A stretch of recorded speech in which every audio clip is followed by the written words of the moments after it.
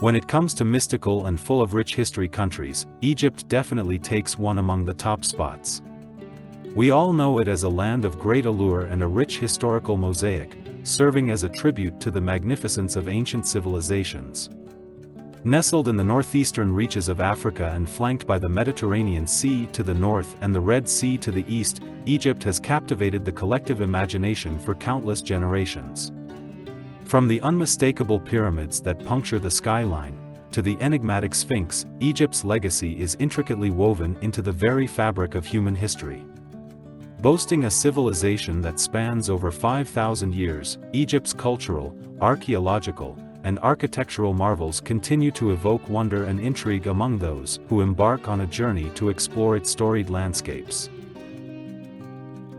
Egyptians have had a lot of knacks throughout this cycle of rich history, from medicine, to textile, to clothing, to mathematics to hieroglyphics, but there was something else they had been keen on for centuries: honey. Loads and loads of honey. Egypt has a rich history intertwined with the production and consumption of honey, dating back nearly thousands of years. Honey held a special significance in ancient Egyptian culture, serving both as a dietary staple and a symbol of prosperity, healing, and religious devotion. Hieroglyphics found in the Sun Temple bear testament to the fact that the people of that time had been buds with bees for a long time. This also included the pharaohs, monarchs of ancient Egypt who ruled from the first dynasty until some 30 BC.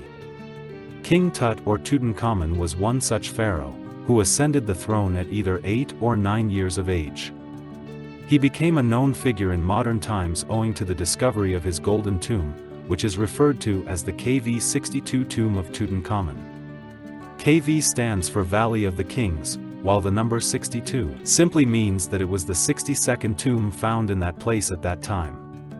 When the tomb was discovered in 1922, on the west bank of the Nile River, archaeologists were stunned to find it fairly intact. It was in this same tomb that they also found some remarkable funerary objects, a few of them being pots of honey that had been offered to the deceased king over 3,000 years ago. It was widely believed that jars of honey ensured a sweet transition to the afterlife. This 3,000-year-old honey had been stashed carefully, so carefully that it was still deemed edible by scientists. It would seem that the honey had managed to reign longer than the pharaoh, but this wasn't exactly a miracle.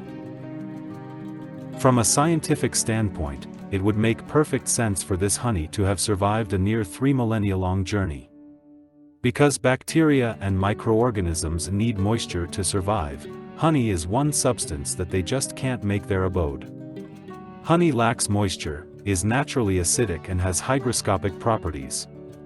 In short, it's free from harm if preserved properly and in appropriate conditions. Upon discovery, this 3,000-year-old honey found in the tomb of King Tut was considered the oldest variety of honey known to mankind. This was however scraped in the year 2012, when scientists and researchers concluded that the honey found in 2003 in Georgia, west of Tbilisi, amid an oil pipeline fitting, was over 5,500 years old, making it older than the honey found in Egypt by 20 centuries. The reverence for honey in ancient Egypt extended beyond its practical uses to encompass its spiritual and cultural implications. The association of honey with concepts of nourishment, health, and divine favor illustrates the deep connection between honey in the daily lives, beliefs, and practices of ancient Egyptians. If you enjoyed this video, consider subscribing.